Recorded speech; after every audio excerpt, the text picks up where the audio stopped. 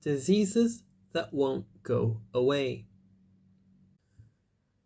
When someone is sick a lot or is constantly worried about getting sick, everything is harder. A sick person generally can't work as hard in a job or in school as someone who is healthy, or they might not even be able to get a job or go to school because they're sick. There's also a hopelessness about the future that constant illness can bring. A sense that it's not worth getting an education or a job. In other words, investing in the future, because death is just around the corner. More diseases live in warmer places than colder places for all sorts of reasons. As just one example, mosquitoes that carry malaria can't survive in colder climates, so neither can malaria.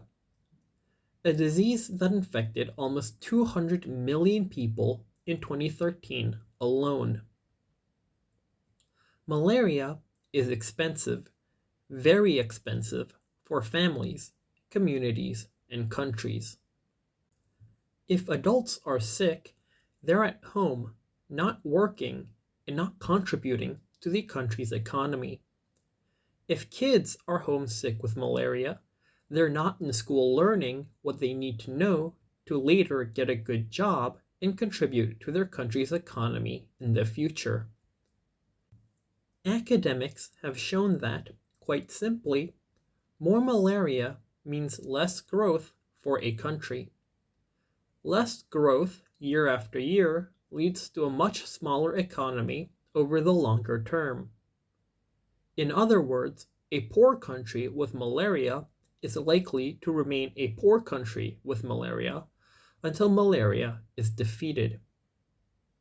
Partly because of the relationship between hotter places and more disease, where countries are on the globe and where people live has a lot to do with whether or not extreme poverty is the norm or the exception.